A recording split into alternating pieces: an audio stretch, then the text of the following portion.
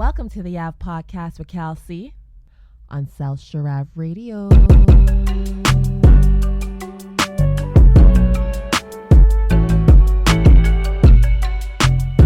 All right, welcome to the special edition of the Ave Podcast, where I will affectionately call this podcast episode Daredevil's Advocate. So this is a slight two-part miniseries that we'll be discussing Daredevil's latest season, Born Again. I'm joined by South Shore Ave family member Kevin W., who was riding shotgun with me the last time I did something like this to break down the final season of Snowfall. How you doing today, sir? Not bad at all. Thanks for having me again. Yeah, it's man. been a while. Yeah, man. No, it's been a minute. It's been a minute. I didn't think this season was gonna be. I didn't think the season was gonna be as good as it's been so far. I know we're gonna get into that in a moment, but I would say pre-game or pre Daredevil and post Endgame. What were your thought? What are your thoughts about Marvel since, or the MCU for that matter, since Endgame? I think it's safe to say that we've been on a bit of a roller coaster ever since Endgame. Endgame, I think, was like Godfather Part 2. And everything else we got after that was pretty much Godfather Part 3-ish, you know? Mm-hmm. Things kind of went left. Version? No. More like The Roots, things fall apart. It was really like some of it went bad, and unfortunately Daredevil was a casualty as a throwaway character, and some extras and some like Easter eggs and the infamous walk of shame that he had. Was it in She-Hulk or Jessica Jones or something like that? Mm-hmm. I'm glad that we have a chance to have a reset, like to get back to the original elements, and like, because what Netflix had was lightning in a bottle. It was perfect. And some of those movies as well, like how they all built together and they had interlocking pieces and everything, that was perfect. I don't know if agenda-based storytelling for comic books resonated with everybody that it was supposed to. Comics are supposed to be fun. It's also supposed to be fantasy. And yeah, this is for this, right? Like, as we know, like Daredevil can, you could throw someone off a building and they can just like readjust their neck and walk it off. Come back, Comics. Yep. Comics. So anyway, what do you think? It's definitely, I mean, it's definitely tailed off since the apex of Endgame. You know what I mean? Like, it's, and especially, and I mean, that had to come, especially after some of the characters in MCU has passed or, gotten old or whatever, and they kind of phased some of these guys out. You know what I mean? So the next evolution is kind of like Star Wars or Star Trek. At a certain point, new characters have to come in. You say no? Oh, for Star Wars? No. I'm just saying at some point it's not all about Luke Skywalker. There's some points they've moved on from certain things. That's what I mean. Okay, yeah, safe. Because Jar Jar Binks was not. I don't know if Jar Jar Binks was on anybody's Christmas list of. That's what you see. That's what happens when you tamper too much with a good thing. Yeah.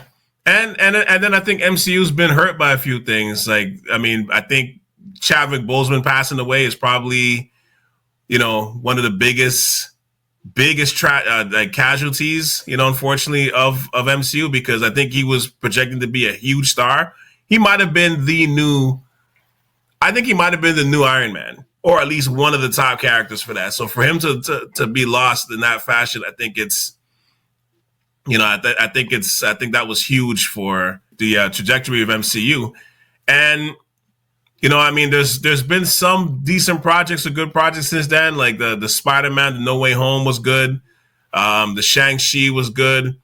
Captain America and the Winter Soldier, excuse me, was solid. I don't know why you're looking funny. Don't be looking at me all crazy.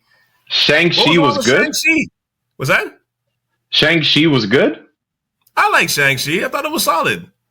I'm not saying it was great, but I thought it was solid. I got kids, man. It was solid. It was solid to me. And then I would say, of course, X-Men 97 has probably been the best thing that's come out, post Endgame. Holy cow. I mean, I think we were supposed to revisit last year. Unfortunately, some things happened, but I think we will have to come back and revisit it or at least I don't know if a season 2 is coming this year, but man, that was crazy. But 10 episodes, 9 out of 10 to me, perfect build up. And the fact that they barely touched on Wolverine because they already had Wolverine coming out in the the Deadpool Wolverine movie, which, in my opinion, they haven't even. But the way they can develop characters and get you really involved and get you to there's a lot more character development and exploration into who these people are. Yeah, amazing, tip of the iceberg. Yeah, and I should say spoiler alert too. I probably forgot to say that we usually do. Spoiler alert, because we're talking about Daredevil if you haven't seen it yet. But anyways, I think moving to Disney Plus, I think the focus was, man, is it going to lose its edge? You know what I mean? Because it was on Netflix before, and Disney Plus, it's a family, it's a family subscription, right? So you're not sure how some of these shows are going to be, but. Man, was I wrong about that? I was off about that because I think it somehow became a little edgier. It also, the actual elevated cinematography of this show to me is what it actually catches me every week, just in terms of certain shots and how they're shooting certain things. We're going to get into that a little bit more, but just there's so many things that it just feels elevated.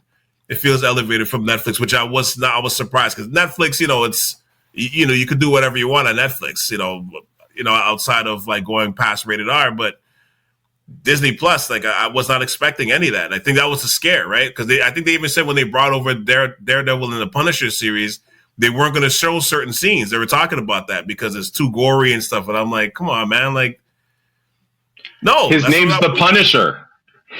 What's that? His name's the Punisher, and he has no superpower except for anger and vendettas, of which I'm a fan, by the way. And he goes around New York. The whole premise: he goes around New York getting revenge, killing people, shooting people. Yeah. How are you going to make it they should know what they're getting into, and there are no great Daredevil stories. The greatest Daredevil stories what saved Daredevil was actually the Frank Miller writings. When Frank Miller came over, when he was tasked with taking on the Daredevil writing for Daredevil in the 80s, that's when Daredevil sales, because they were dropping late 70s or early 80s. I think it was early 80s, but the sales were dropping. They were almost going to cancel it, and then they just threw him a bone. Here, you try your hand. You try your hand at it, and it just started taking over. It started taking off, and he got more creative liberty to not only just write the stories, but he got to draw them as well. And he got to put his theme and put his footprint basically into Daredevil into a way where it wasn't as campy. It's kind of like when, Joel Schumacher? Joel Schumacher had Batman, and he had what was the one with Jim Carrey and Tommy Lee Jones and Arnold Schwarzenegger and Uma Thurman. Was that Batman Forever? Oh, yeah. Right. Great character, but Schumacher took it there, right? But then we have Christopher Nolan. Same character, and he's like, I'm taking him here. And then we have the Dark Knight trilogy, basically, right? Same thing with Frank Miller. Yeah, because Daredevil used to be a little bit campier, but then we got to, and he borrowed Kingpin from Spider-Man, and he's like, I want this to be one of his main villains, and then Kingpin's going to be the Joker to his Batman, basically. Right. Yeah.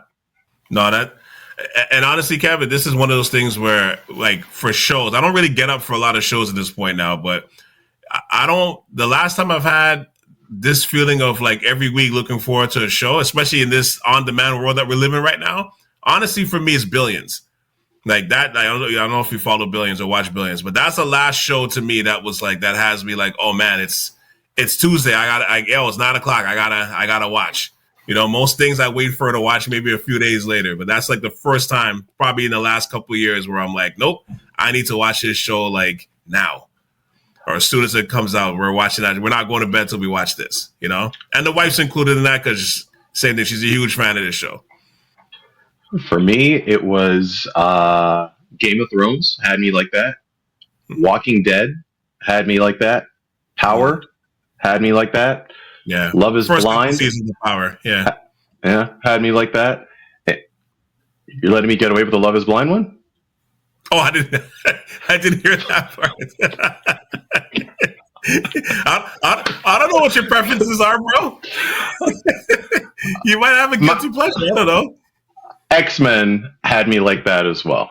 Yeah, and and Paradise. Paradise was the last thing where I'm like, I have to watch all. Like, yeah, but I don't want to put myself through that 1980s torture anymore, right? You know what I mean? Where you have to wait. We'll be back after 2 weeks or cliffhangers. Like, just give me the 8. I'll get my snacks. I'll lock myself off and let me get into it. That's one thing I like about this. But kudos to Disney and Kevin Feige, I think his name is. He's the one that took over. And I don't know if you know this, but we have two basically. He fired the people that were working on this year on Born Again, and he hired like 2 other men to come in to produce or make up. But you'll notice like episodes 8 and 9, or was it 7 and 8, are a little bit different than the pacing from episode 1 to 6. They had to like reuse some things, reshoot other things. But what we saw like in this last episode was like, did this get real kind of thing? It's because 7 and 8 are like the new this new writing team who should have been in charge from the beginning, because who knows where this would have gone, right? This would have been incredible. But they're also going to be on for apparently season 2 of Born Again. Okay, and of course, we got to get to the to the 2 main characters, Wilson Fisk versus Matt Murdock. Like, what are your thoughts of those 2 characters in this season? Like we'd spoken about this before, right? I like the fact, like, some people might be like, it's too much Kingpin, but I'm like, no, it's just the right amount of Kingpin for you to know what he's going through and what he's battling. And then there's Matt Murdock in his personal life and everything, but I like the fact that it's not just like superhero, versus villain kind of thing, right? That's for the cartoons. This is more like the characters. So there's a little bit of like what was the 2 episodes ago? When he went through and he took care of Muse, and they had the showdown battle, that physical battle, fine. Mm-hmm. Everything else, honestly, to me, is just chess pieces. It's brilliant. In their personal life, like in their personal lives, like they're and everyone's wearing masks, basically, right? Like, but just the fact, like, they're both, there's a vigilante here, like that, but he's a lawyer. And then there's a politician who's a corrupt criminal, like underworld boss. Art imitates life. And it's just how they put everything.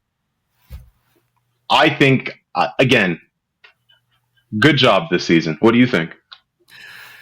I think it's been fun just due to the fact that, the parallel between the two main characters, like they're both flawed.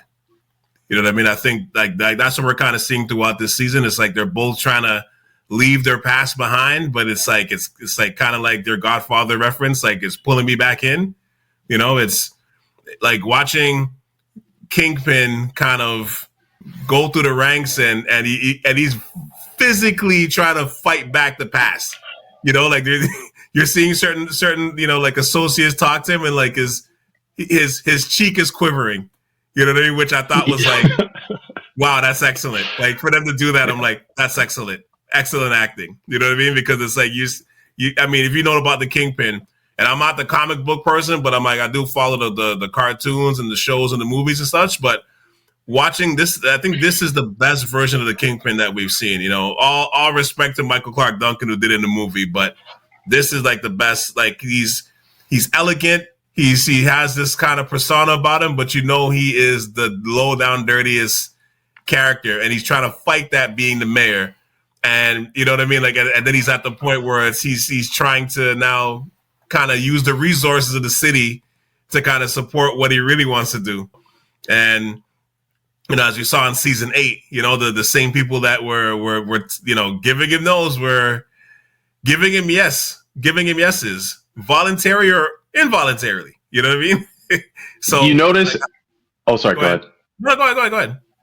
You notice like how he did it, where he had his goon vigilantes, like his vigilante squad, standing guard at the door, and he brought them in one by one, and he just sit down with them, and you sit in the chair like a teacher kind of thing. This is, you know what I mean? And he's wearing this white suit of innocence, like he's like, hey, I'm on the up and up, all white. But he's looking down, like he's even the angle. Everyone that was talking to him has to look up at him for the position of power, right? Yep. I think that was, and it was all behind closed doors, and it's like, yeah, that was well done. I do want to pick your brain on something. Go ahead. What do you think about I think it was a tribute to Heat, but what do you think about that scene where they sat down from each other in the coffee shop? Think of episode 1. You know, I was going to save that for like favorite scenes of the show, but we can get into that because that was my favorite scene.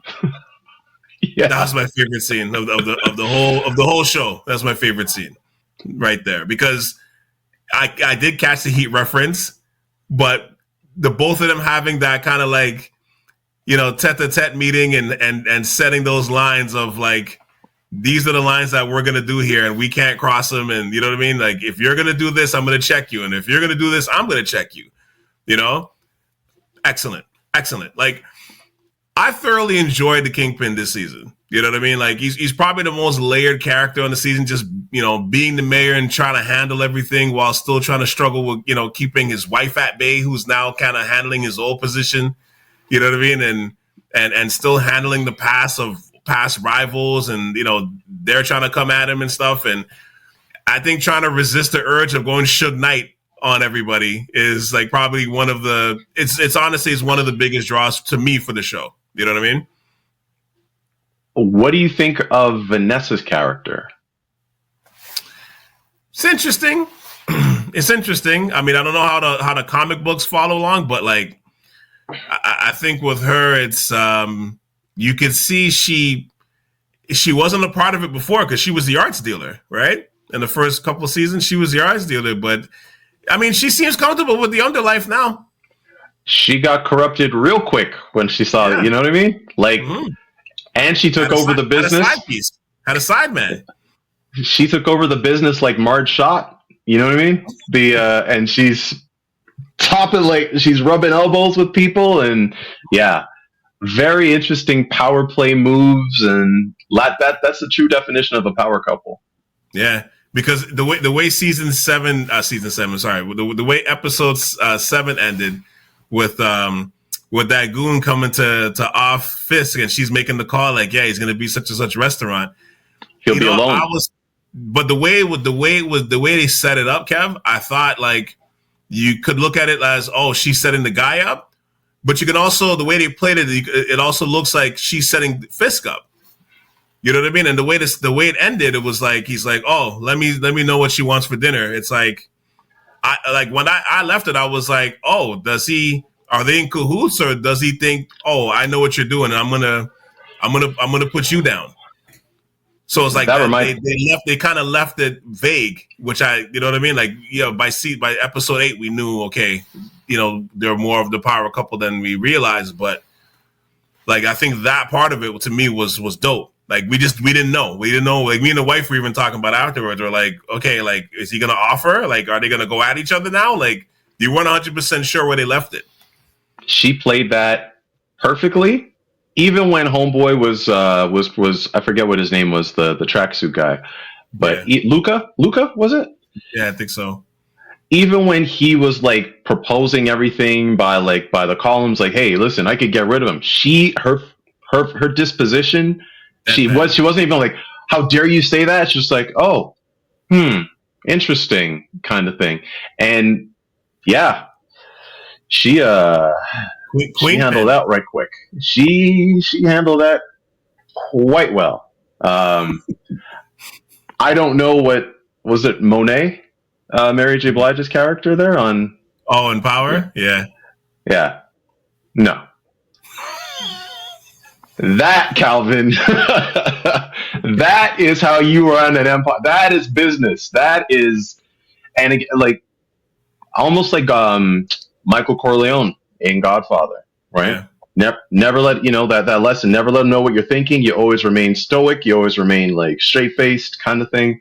But also that dinner scene, I know it's going to be a bit of a stretch, but it does kind of remind me of when Michael got rid of the police chief and Sollozzo, over dinner kind of thing. But it was a hit. You cleaned up business real quick. But the fact that Kingpin doesn't even turn around when it was, you know what I mean? He just keeps eating. That is cold, like the level of ice. Yo. You know what I mean? And then while you're saying that, it's making me think of the episode or the scene where he's talking to the police chief and he's talking about his favorite place to go get the Philly cheesesteaks. Yeah, and he raises up the paper and it's his picture of his of his not his family but his side piece family, his side family. I'm like, yo, out in Philadelphia, yo. Even him tearing through his suit jacket, like he can't hold it back. He's going back to who he is, right? Like literally and physically, he's going back to who he was. Yo, that's what I said. It's my favorite character of the. I like him more than Daredevil. Does art imitate life? Is this how politics really are? Are we going into that? We're not going into that today. No, but I mean. Like I would say the way that he uses his resources for the city, I feel like Donald Trump watches and is jealous. I do think that. I'm not familiar with this Donald Trump that you speak of. I haven't noticed any parallels, similarities, mannerisms. No, nothing. But yeah, there were a couple of things that made me go, well done. That's similar. That might be that might be a notch. That might be a shout out or a little kind of indication. And here we are. Yeah. A little sub, like a sub, yeah. But what do you think of Kingpin this season? Because to me, like I said, he's the most layered to me. I'm not man. Here's what's hard about it. When the acting is good, when the script is good, you might sometimes find yourself rooting for the villain. Yeah, keep going. I'm listening. I'm actually trying to pull up something from Daredevil from the cast. I just want to keep going. I'm not going to say that I'm on board with everything that he says, but when the script is good, when the acting is good, you might find yourself being like, I get where he's coming from. And hey, same thing with Magneto and whatnot. You know what I mean? But I think that great choice for Vincent D'Onofrio. I remember one of his most memorable scenes was when he snapped. Because remember, was it season 1 or 2? Probably season 1 or 2, where he had a date with Vanessa and the car door scene, basically. Yeah. Right? Yeah. That's when we're like, this is who he, and I'm like, that's the Kingpin. Like, there's a lot of strength being held back, but like it's always in a suit, always keeping classy. But he's like the character's a trained martial artist, and he has no problem Mr. Burnsing his problems away if he has to, right? So, I think that they did a great job building that character, and his network and his web, basically. And it's not so much on Daredevil's side, really, but we're seeing a lot more tentacles to like what Kingpin and his empire, what he has on the police side, who he has in office, who he has like in his personal life. And then, he goes to therapy with his wife and he wants to make things work. He needs a hug from the woman that he loves. He'll give a gun to the woman that he loves and says, get rid of this problem for me. And but I think, this is when casting and scripting and when it all comes together. I think that's why we're so drawn in. What do you think? Yeah. No, I think no, it's perfectly said. I think that like when those two when those two unions come together, it makes beautiful art, and that's what we're watching right now. We're literally watching. We're literally at an art exhibit watching something on the wall, going like, yeah, I like this piece because of X, Y, Z. You know what I mean? That's why we're here, right? Like we're like I love that part of it. I love looking at it from that perspective because that's when you're doing something. And this is a fact of life. Like when you're doing something the way it's supposed to be done, and you have the right support for that vision to come to pass, it makes beautiful whatever it is, whether it's food, whether it's art, whether it's sports, whether it's politics, whatever it is. Like it makes beautiful music, man. Like and this is what you want to see. That's what you want in life, right? Like. When the marriage comes together, it's a perfect union, and I think this is kind of part of what we're seeing here, right? Like I said, the way the storylines, everything's been written, like I can't argue with this, man. Like there hasn't been a lot of they've made some. I mean, nothing. It's funny. The one thing that to me that's like, if I can nitpick on, which sounds funny to say, it's still good, but it's not as good as the script writing. Actually, it's the fighting scenes. I find the fighting scenes like it's okay. It's okay, but it's like I guess because we're so used to watching the other characters in MCU and stuff. It's like I know they don't have superpowers necessarily, Daredevil so to speak, but like it's not. It's like it's probably like a B. You know what I mean? Where it's not an A. Like the fighting scenes aren't an A, but I think when you're comparing it to the script writing, it kind of sticks out a little more to me. But to me, when I look at it, I'm like I like the fight scenes, but it's not. It could be at a higher level. It's not as great as the script writing, which is fine. You know what I mean? Because I think this season, the storyline is probably the most important part, and it's not necessarily action scenes. So I don't know who the choreographer was or what the budget was, but what we had with the Elektra storyline when he fought in that corridor, when he fought the hand and he was going, remember that? And he kept going down one floor to the next, and it was just battling, and that was fantastic. The choreography, like everything was great. This season, because we're focusing so much more on characters, I'm like, they're trying. Yeah, it's Disney Plus. Yeah, the money's probably got burnt up in other projects that are on DVD at your local gas station. Fill up a tank, get a copy of so-and-so, right? I'm not going to say the names of the, but yeah. But like, we don't need to see Daredevil that, you know what I mean? It's that good. Like, does it really make a difference? Like, would it put it over the top? You'd be like, yo, did you see the fights? No, because it's still that good. The past 2 episodes, amazing, man. And like the whole buildup, because they did have to like restructure quite a few things on the move, like because what are we at? We're getting 9 episodes, and one of them is a hodgepodge, but 7 and 8 are completely like that's the new. Those are the new guys, and the ones from 1.5 through 6, that was somebody else's slow paced vision, but. Yeah, it's good. This is I'm thankful that the technology has caught up to the fantasy of these comic books, and that we have such a a treasure chest of like great stories from 40 years ago that they can just adapt and bring to the screen. Maybe make some small modifications, but I wouldn't go as far as like what don't go too far would be my thing. And it's interesting because watching Kingpin be at the stage where he's jealous, you can see the kind of jealousy that he has of Daredevil popping back up, especially when he saved the therapist from Muse, and he's making his task force take credit for it. It's almost like Kanye being jealous of Kendrick. You know what I'm saying? It's like it's awesome. Like I think that part is interesting to watch too. Just like he's slowly he's going back, and it's like, oh, like this guy's popping back. Oh, and he's taking credit away from me.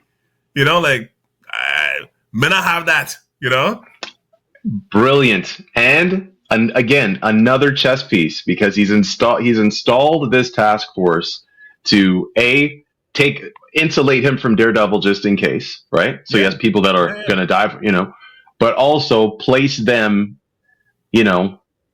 okay, just etch a sketch the good that he did, and I'll put it around my task force. It's awesome, right? I think even was it Cherry? I think it was Cherry that was just like, yeah, everybody knows that this was Daredevil. Like, you kidding me? Like, like no task force did anything like that. Jealous? Okay. I don't know if it's jealousy, because he could have him killed. I think they have the Batman Joker style relationship where they need each other. Yeah. They know they're going to cross paths forever and ever. One is never going to join the other side. Like, they're never going to cross, but they, like, as we just saw in this past episode, like, Bullseye predicted it. You'll have to defend the one that you hate. Like, you'll have to take, you'll take a bullet for the guy that, because your problems could have ended right there. You'd have been right there. You had a perfect alibi, but instead he hops ahead. He takes the bullet, and now he becomes, this is again the chess piece. He becomes a sympathetic figure. Who's the guy that took a bullet for the mayor, right? Because he was struggling. He was struggling as a lawyer, but now, no, I'm a hero. And again, he's blind, and like this is perfect. But we'll see. Do you think it's jealousy? I was about to say, do you think it's more jealousy now that he got shot and he didn't take the bullet? It's perfect plagiarism. It's one person stealing the other person's, like, taking credit for the other one's work. Back and forth and back and forth and back and forth. I kill Muse. Okay, sorry. I was there to save the therapist from Muse. Kingpin's going to take the credit. I'm the mayor, but nope, I'll just go hop right in front and save him look to protect you. How could I ever be seen as a bad person in the public's eye if you try framing me as anything? I took a bullet for the mayor of New York City. So it's always getting ahead of the other person. How do you feel about Foggy going to see Tupac in the afterlife? This is Marvel. Did they bury him? I mean, I'm assuming yes, but you're saying he's going to come back? Is he buried? So what do you think, though? Like, what do you think? You think he can come back? I've been reading comic books a long time. Dr. Octopus was supposed to die in explosions since 1964. Still alive. Joker was supposed to. Robin was supposed to die in that warehouse after being crowbarred by the Joker. Still alive. But I mean, like, again, he's not a superhero, right? So I don't know. It's a Marvel character. Okay. So you're thinking there's a chance he can come back? Because I was surprised by that, but he always seemed to be like Matt's, like, Daredevil's, not Daredevil, but Matt Murdock's balancer. You know what I mean? He's kind of like the homie that kind of brings you back off the ledge. You know what I mean? But I kind of like the unpredictability of him of him actually getting shot, in a sense, just because you kind of lock in more to the story. You know what I mean? If a guy like that dies unexpectedly, if the script is written well, of course. You know what I mean? Like, if it's not written well, then it's like you're just kind of like, yo, what happened to Foggy? You know what I mean? But as opposed to now, you're kind of like, oh yeah, shoot, Foggy. Like when they do when Daredevil's going through like his scenes where he's trying to like remember who Foggy was or a certain situation, whatever. And now you're like, oh yeah, Foggy. But you don't find yourself throughout the season like, man, what happened to Foggy? What happened to Paige? You know what I'm saying? Like that to me is, I'm like, okay, that's an example of this stuff, the storyline being written so well.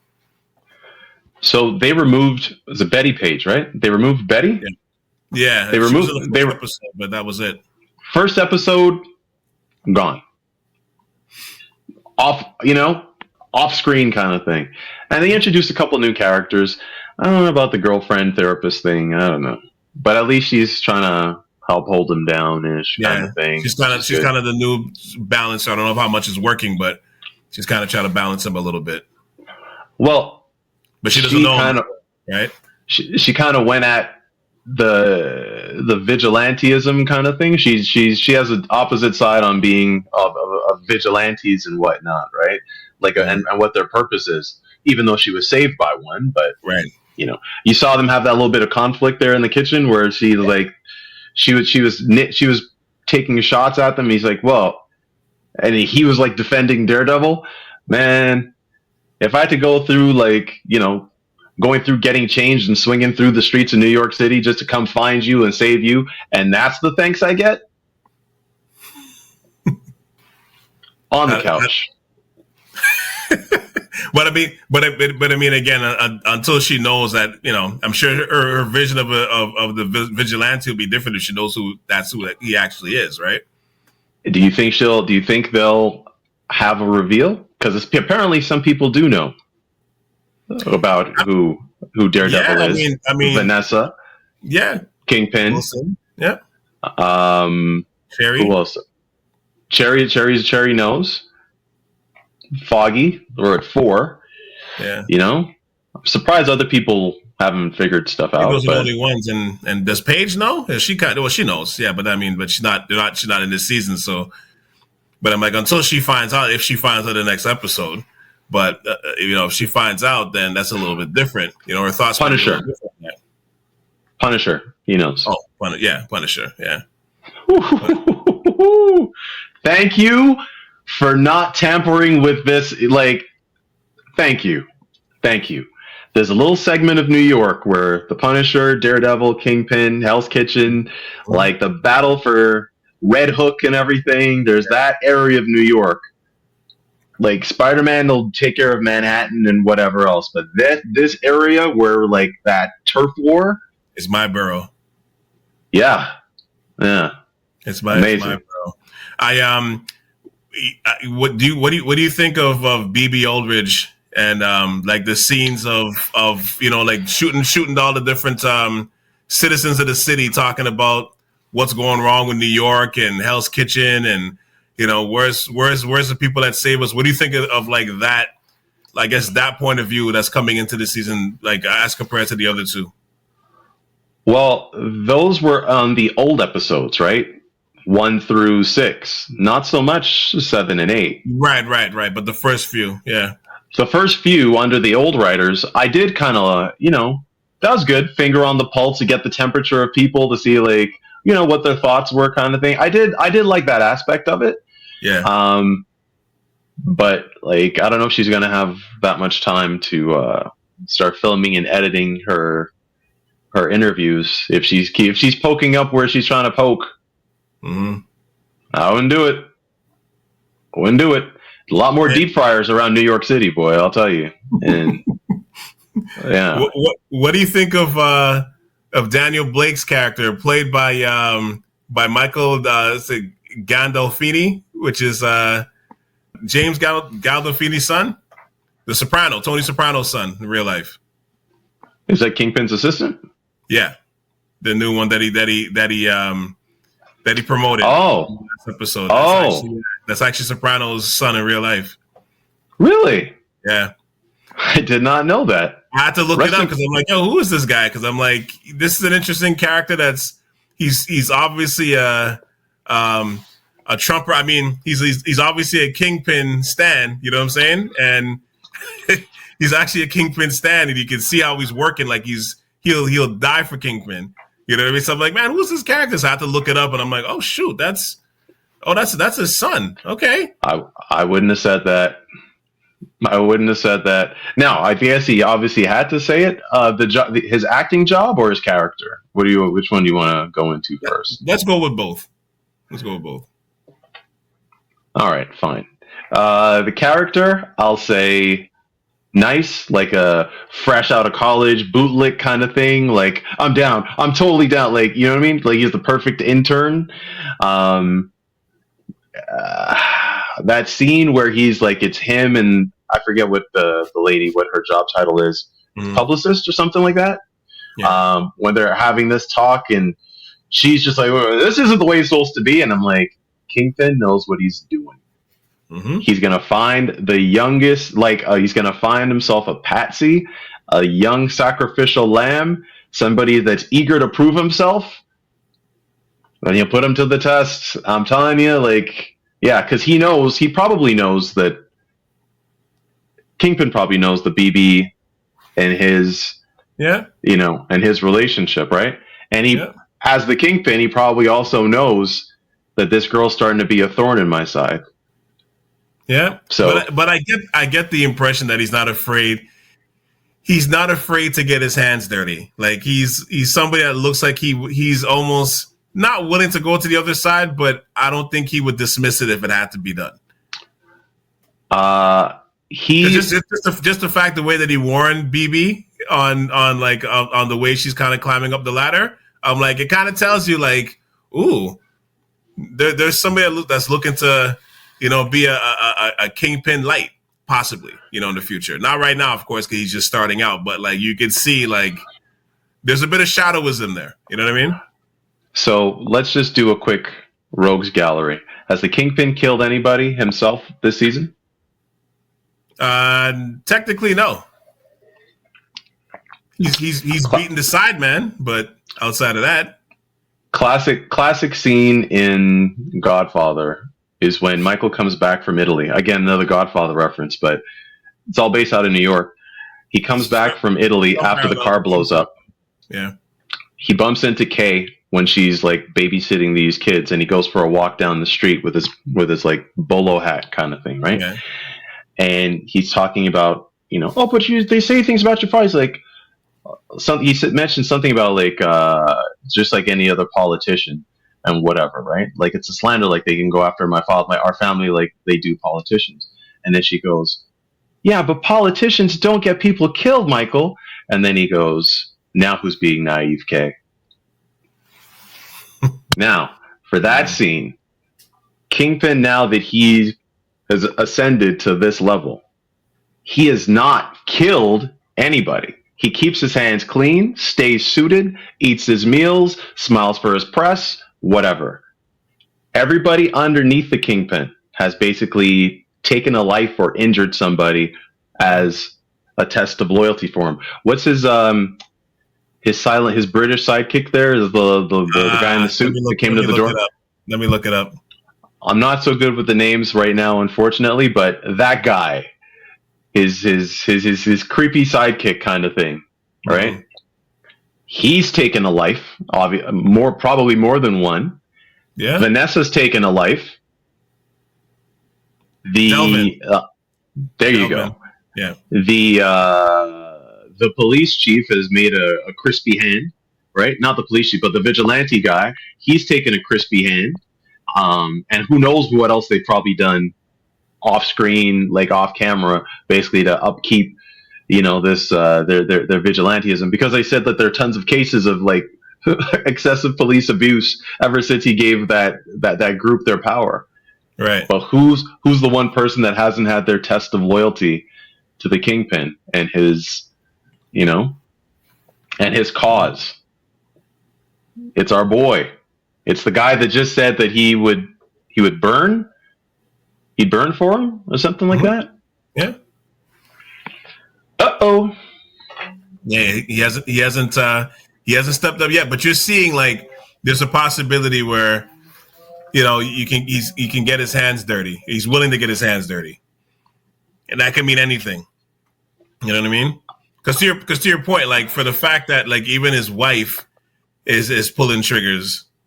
You know what I mean? Like it wasn't expecting that, but she's already there anyway, right? He in the comics, he has an obsession for Vanessa.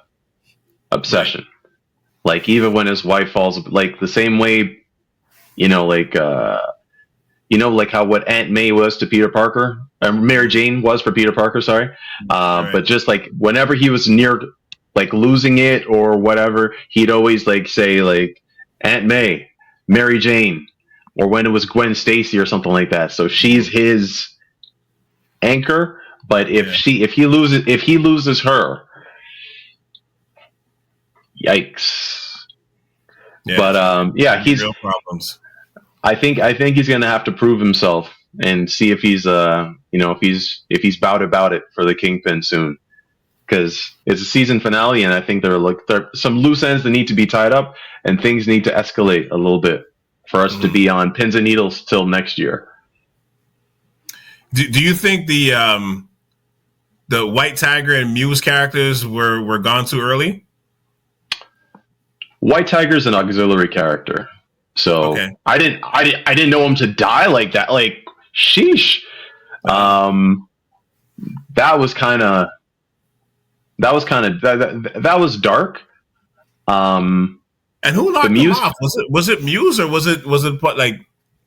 I thought it was a Punisher, but the Punisher crest was there, but that's also the logo of the police of the vigilante force. Right. So I don't know. We don't know yet who that was. They showed that clip on multiple episodes at the start of every episode as a recap, but they never identified who that was. So I think we might find that out. Yeah, we might find that out. But it wouldn't be Muse, because Muse's MO is not guns, is killing people and making murals with their blood. That's it. So it's not Muse. Yeah, wild character.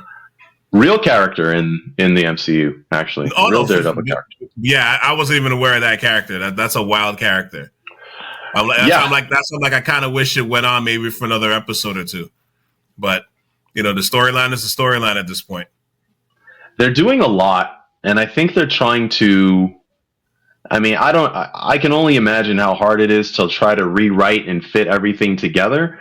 But the tone is completely changed, but it is a little bit more realistic. There are guns in New York. We are talking about, there's violence.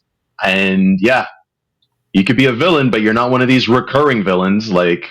Yeah. And what's interesting thinking about this now, for Daredevil, they went up the budget a little bit, considering that out of all these television shows for the MCU, this is the longest one. Because usually all of them are 6 episodes, unless I'm wrong. But I think they're all 6 episodes at least. But this one's 9. You know what I mean? But I wish this would have went to at least 10 or 12. Because I think they just have more story to tell even for this first season. But I guess that's where you got to leave the cliffhanger for us, right? Or the cliffhangers, I should say. I think the new wave now is not to give, unless you're doing a Survivor, Love is Blind, Bachelor, Bachelorette, where you can have Big Brother, where you can just have multiple episodes. Right. Now, just for the way the model has changed, I figure it's 10 to 12 episodes max. Yeah. Right? And that's a season. Then you give people a chance to catch up, gauge interest over the summer, maybe, eat away at it, and then you come up with your next season, and then you do another 10 to 12. I think that's the new model that we're going to be getting. Because, look, Paradise was 10 episodes. And a whole bunch of other shows are just 10 episodes. Game of Thrones was 8. The infamous season 8 of Game of Thrones, I think, was only 8 episodes. And it's, less is more in this case. If they're gonna do it and get it right, I'm confident that this next season is going to be even more intense. I think unless you're a network television show, I think what you're getting is anywhere from. You're not getting more than 12 episodes unless you're on network television. What are your favorite scenes outside of the dinner scene for Daredevil? Oh, outside of the diner, I gotta say, one of the best scenes that they put together was when the Punisher and Daredevil interacted with each other. The Daredevil goes down to the depths of whatever to go see him, and they have this classic interaction, because it's kind of go figure, Matt Murdock is the Daredevil. But Punisher is the one that's asking, don't you want to have vengeance? It's haunting you, isn't it? It's he was his guilty conscience, just going at him, don't you want to go kill people? Don't you want? That's why you're upset. You're holding all this stuff in. You got to let it out. It's kind of Punisher's the dark side that he wanted Daredevil to embrace.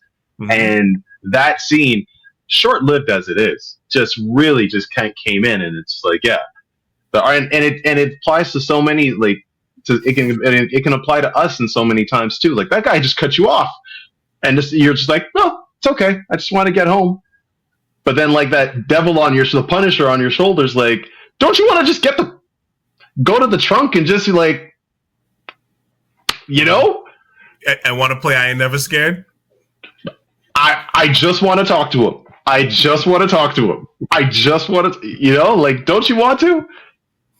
Just put something in the trunk and then just go for, and handle some business, Mm-hmm.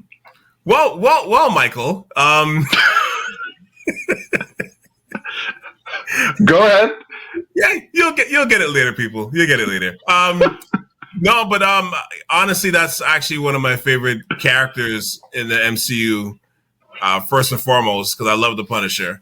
The guy that plays him, I think John Bernthal, he does an amazing job playing Punisher, man. Like, he just, I don't know what the like, if they gave him the role outright or if we had to audition for it, but he honestly, it's like one of the most perfect roles for these characters. He plays it amazingly perfect. Like when it comes to like the Kingpin, him. I mean, there's a few, but like Black Panther was awesome, of course. But man, Tony Stark was great. But this is an awesome character. He's an awesome character, man. Like the way, just that little short scene, it just like he pulls you in. In. Like I thought that was just that. Even though it was, to your point, it was a short scene. It was incredible. Like it was incredible because I mean, like he's speaking to the depths of Matt's soul right in that moment. He's basically saying like basically what happened to you? Like we're one and the same. What are you doing? Why are you doing this for? And why did Daredevil go there? By the way, you're doing radio edits. You make records for the street. Yeah. Big Daddy Kane, you're supposed to be like raw. Right. Why are you on stage with Patti LaBelle with Captain Crunch tassels on your shoulder, like trying to No, this is who you are. Looks like a job for her. Stop shamming. That's who we. Yep. Why did Matt go down there to begin with? By the way, I think because he thought he was the one that took out Muse. Not Muse. White Tiger. Find it interesting that Kingpin goes to Daredevil's girlfriend for therapy, a therapy session kind of thing, and then Daredevil goes and gets a therapy session in the basement, like in the dungeons in the bowels of New York from the Punisher, like a lecturing, like a talking to. Mm-hmm. You know what I mean? That was a great scene. Talk about a cameo that just the right amount of cameo for people to be like, I want more of this guy. And we're going to get some, obviously, in the next episode. And we're getting a full season of the Punisher, I think, in 2026. Thank goodness we're getting the Punisher in this climate. Yeah. It started to dissipate, and now we might get Yeah. I think my other scene too was we spoke about this was the last scene in season 7. I keep saying season 7. Sorry, the last scene in episode 7 where Luca gets shot by Devlin and and Fisk doesn't even turn around. These Kingpin scenes, for some reason, his disposition. You notice, like in nothing, he's eating his dinner, and he has Adam locked up in front of him. Like he's eating his dinner in front of the man that put hands on his, because remember she's talking about his hands. He created with his hands, and he saw hands. It's like, can we not talk about this with the therapist? And he's like eating dinner while he's holding this guy hostage. Chaos surrounds him, and all the time he still remains like, I'm just gonna have my meal. Yeah. Like he's not panic. The one person that makes him panic, like the one, pebble in his shoe, basically, is Matt Murdock. Yeah. But like that scene, Calvin, he's the Kingpin and mayor of New York. He sits with his back to the door of the restaurant. Yeah. Whoever, like, you know what I mean? As Brother Malcolm said, he always sat facing the door so he could see who was coming in. Who was always coming in. Kingpin is, I'm having my meal, right? And I have all this taken care of, and you're just an actor in my reality kind of thing. That was awesome. So random questions before we, wrap this episode up. Oh, actually, here's a random question. How many black women do you know keep the name Kirsten?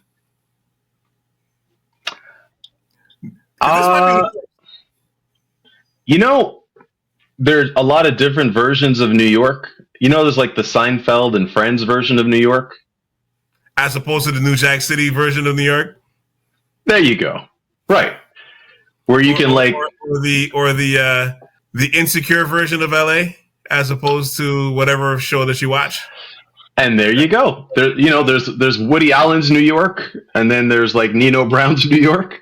Well, Kirsten, who went to law school, and she's partner at the firm and whatnot. Yeah, it'll happen. It's happened. I guess. I mean, there's 8 million people in New York City. I guess there's got to be one black Kirsten. A fictional character, nonetheless, right? Yes. Yeah. But she was... Yeah, sorry, go ahead. Funny thing is, she was there in episode 1 with Foggy at the bar. Right. And she's partners with Daredevil not partner, but she's working at the same firm as Daredevil. Mm-hmm. I don't know what her role is, but pretty interesting. Yeah, I'm like, I've never heard of a black Kirsten before. I'm like, wow, this is breaking barriers here. Yeah, no, there are other elements to the show, Calvin, that you could be perplexed about. Yeah, I guess so. That was one of them, unfortunately. Or fortunately. I don't know. It was one of them. That's how my mind works sometimes. To wrap up though. Oh, actually, no, sorry. The White Tiger's murderer is still out on the loose, and you're like, Kirsten? I don't know any black Kirstens. Like, there's a murder on the streets. Anyway. That's how my mind works. Do you think Matt should have gone to the black and white ball? Because and I'm saying this only because he's kind of blowing his girlfriend's, cover in terms of who she's with. You know what I mean? By him going to that, you're changing her life. Heather Glenn. Sorry, that's her name in the show. Heather Glenn. You're changing her life. You're changing Heather's life right now. Her life changed already when Delvin paid a visit with the invites. Delvin? Yeah. Oh, yeah. True. Yeah. Because remember, he's like, how did you know she was here? And he's just there smiling, like, nevertheless. Like he just wanted to pop by kind of thing. Her life's changed already. She's already implicated.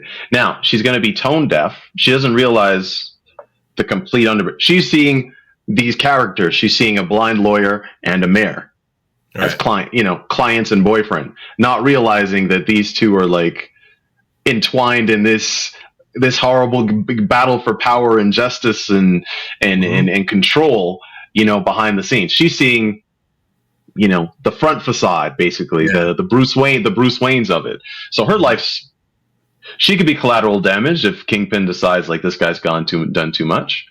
And also she knows his secrets. So regardless of whether you signed this, patient-client confidentiality, that my wife, the only two people that knew that Vanessa was with Adam are in that room. It's her and it's him. Yeah. Adam's gone.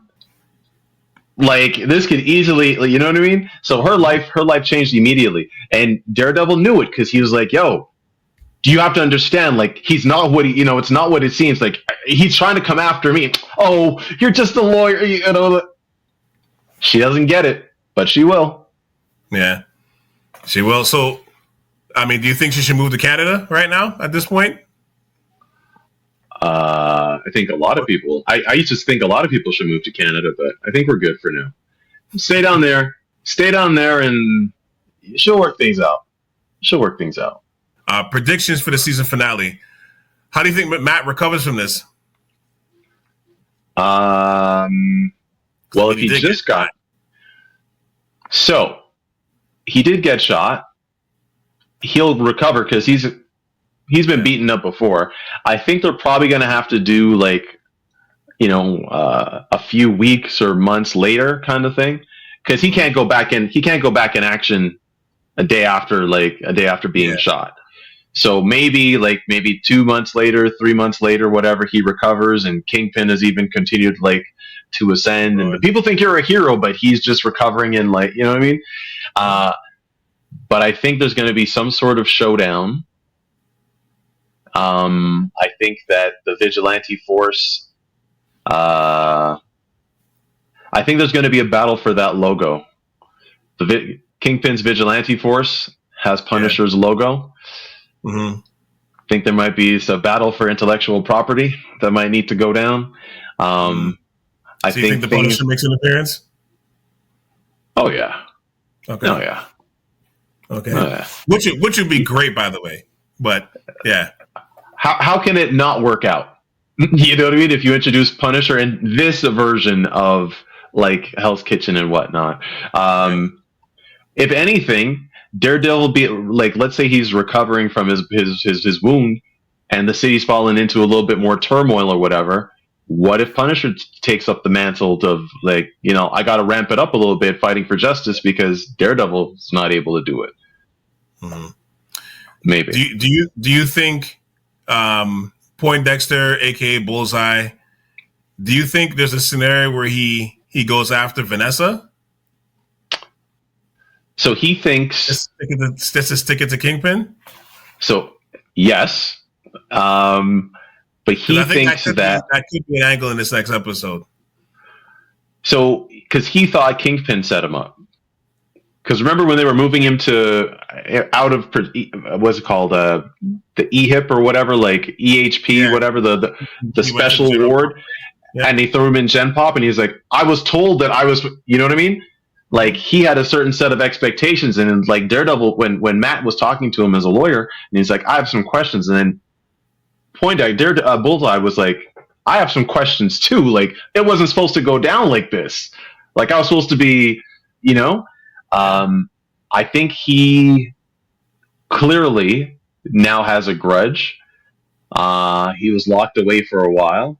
He has Daredevil to thank. He has Matt to thank, basically, because if he didn't, and this was in the comics too, if he didn't slam his face down to loosen his tooth, he wouldn't have had a weapon to use to escape.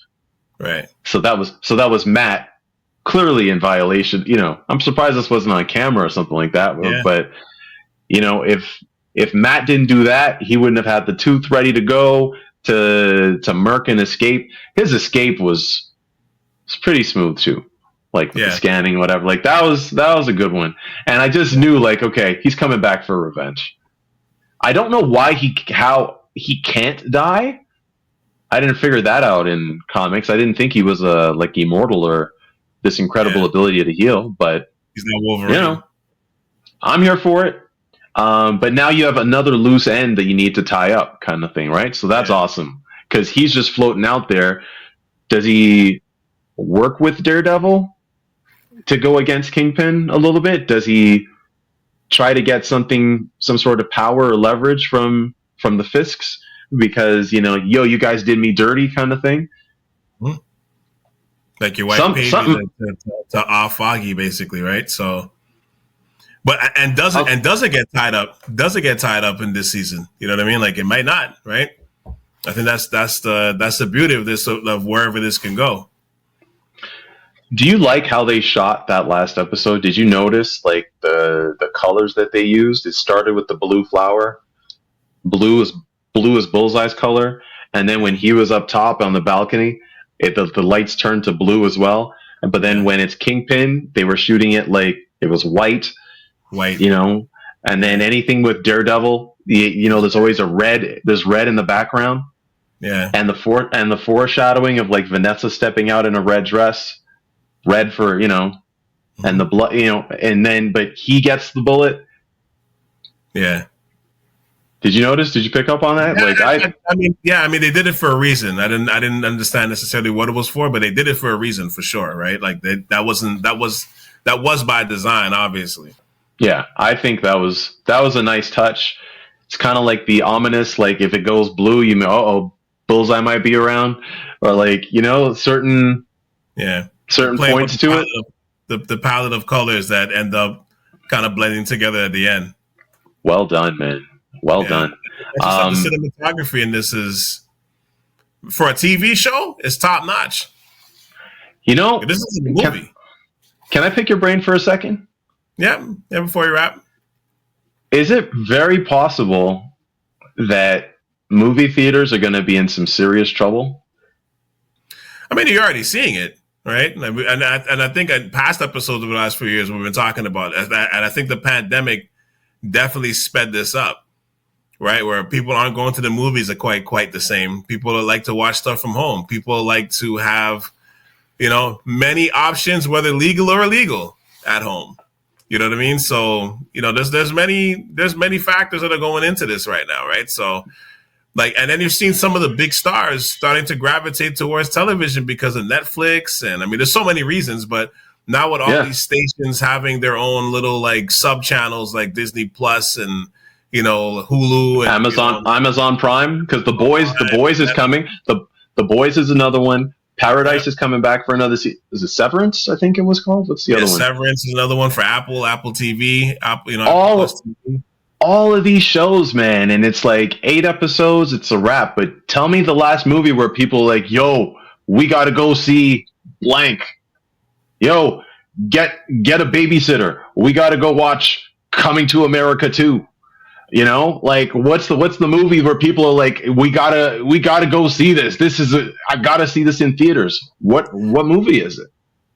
Yeah, that's interesting. I wonder if because of the pairing, I'm wondering if Sinners is going to be something that we're going to want to see because of Coogler and Michael B. Jordan. Their connection for making movies in the last, actually pretty much every time they've gotten together, it's been. You want to rate it on a music scale. It's been a platinum single, right? From Fruitvale Station to Creed to Black Panther. So while I'm not into horror movies in a sense, I'm interested to see this one because of those two. So that might be, but to your point, that's probably the only one. Remember, it used to be I'm talking the era of summer blockbusters and we got to see. I mean, there's some movies coming this year, but I know a new variation of Superman and all that stuff is coming. But again, we're gonna have to see how it all lays out. Mission Impossible is coming through. So another one? Yeah, there's the final one apparently. Well, I guess we'll see how Tom Cruise feels about making one more. But isn't it clear that all these? It's not the theater is not as heavy as it used to be. It's clear that a lot of those missions were possible at the end of it too, for its 7 friggin' movies. But I mean, we're working on Fast and Furious 10 right now, so I mean, it is what it is, right? But I got to your point, the movie scene is basically it's lost some weight. It's not as heavy. It's on Ozempic. It's on Ozempic right now. My question for you. Can you rank your top 3 your MVPs basically, your silver, your bronze, silver, and gold stars of characters for this season? Who do you give the bronze to? The bronze, and it could be and it could be anybody. So cameos and recurring or whatever. Who do you give them? That's a good question. I'm not sure who bronze is.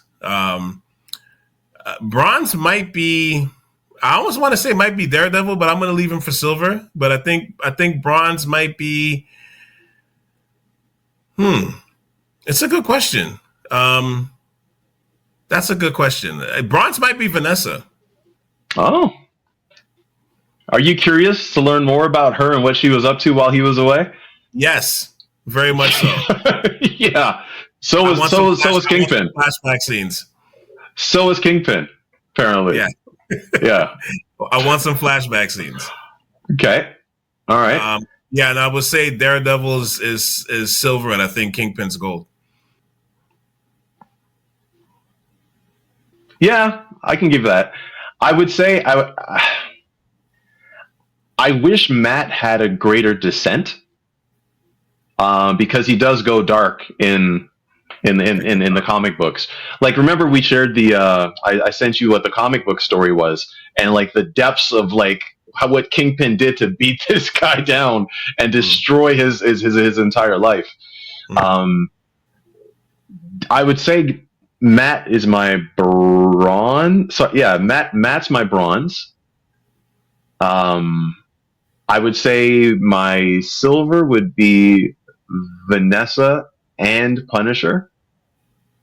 Frank Castle. I'd put those two because they don't do that much, but man, like they're not on screen too much. They don't have a lot of words, not that much dialogue, but just as auxiliary characters, stop what you're doing. They're something, you know what I mean? Like they're that powerful. And then of course the MVP is Wilson Fisk. Yeah, and everything. 100%. Amazing. 100%. 100% right now. He's at the apex of this series. He's at the apex. Well, you know, sorry, go ahead. Just always remember, the Kingpin was a throwaway character from like Spider-Man 50, classic cover, Spider-Man No More. You've probably even seen it. So Spider-Man's going through some things, of course, as he was back then, and he gave up being Spider-Man for a while because his life was taken, you know, some things happening on the personal side. And there's this garbage can, and you could see his mask in the garbage, like his costume is in the garbage, and he's walking away in this alley in the rain. I think it was in the rain, but that was the first appearance of Kingpin, and I don't think he was meant to have as much depth as he does, right? But like again, good writing, just a vision, like, hey, let me see what I can do with this thing, and you turn like, you know, you make him this mastermind that like he's trying to establish his rule, but Daredevil in the comics has this battle with him, and Frank Castle, Punisher, they have epic battles as too. Like that's his main villain kind of thing. Mm-hmm. Awesome. Yeah, no, it's a great character. It's a great character. But we'll wrap up on this one though. But brother, thank you as always for hopping on these ones and doing these TV shows ones, because I'm like, you know, I want to tell the people, if you get a chance, especially because we weren't doing it on video then, but go back and catch the snow capping. Go snow capping, the snowfall epilogues. Go back and check those ones out. Man, that last season was, and I caught that series late, but I thought that was a fun series that we did together. That aspect that was fun. That was a lot of fun doing that one. And that was the time. Yeah, man, for sure. So I mean, that was just a year ago, but yeah, that was fire. And yeah, and like I said, the Daredevil. I mean, we're gonna see. I mean, this episode's probably gonna come out for the season finale. Anyways, we'll probably let it sit for a few days and then come back and drop it on you next Monday or next Tuesday. But that's that. Like I said, I'm looking forward to the season finale, man. And then we'll probably break down another show or two before the year is over. Paradise. I know Paradise. I know it just ended, but I gotta catch up and watch that one before we break that one down. I gotta catch up and watch it, but it looks good though. I did enjoy the first two episodes. I am ready. Like, This Is Us, Sterling K. Brown was one thing. Mm-hmm. Paradise, Sterling K. Brown, and you want to talk about like it. Anyway, we'll get into it when we have to. But very good, and I highly recommend, if anybody hasn't watched it yet, please check it out. Yeah, no, for sure, brother. Appreciate you, sir. Thank you as always. You know, for doing what we do, man. Thank you.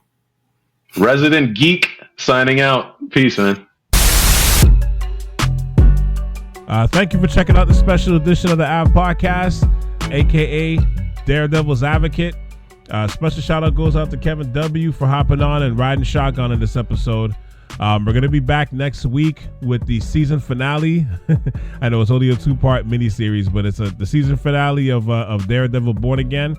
We're looking very forward to that because that one comes out today. Comes out tonight, but we're going to let it sit for a few days, as I mentioned before. We'll come back out next week with the new episode of this. The NBA playoffs is coming up just now, so expect an episode on Friday, first of all, a good Friday. We're going to be breaking down the 4 matchups that's already set for the NBA playoffs so far, plus a lot more. I'll have my guests on that one. Like I said, check out that one on Friday. Next few episodes coming up, on top of like NBA playoff stuff, there's going to be a episode about the evolution of a black quarterback.